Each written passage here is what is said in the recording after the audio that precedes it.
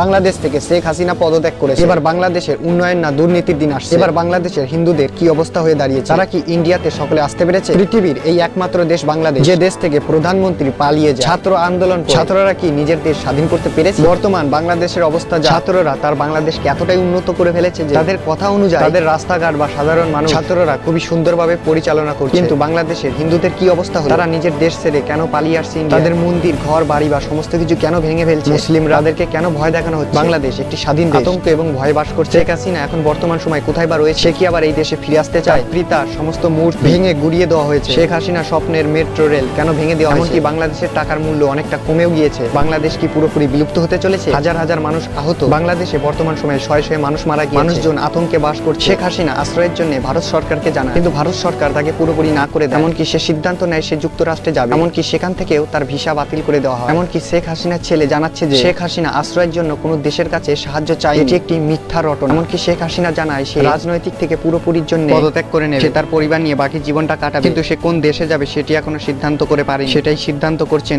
শেখ হাসিনা। একটি লাইক করতে ভুলবেন না। ভিডিওটি যদি একটু ভালো লেগে থাকে অবশ্যই চ্যানেলটি সাবস্ক্রাইব করে বেল আইকনটি অন করে দেবেন।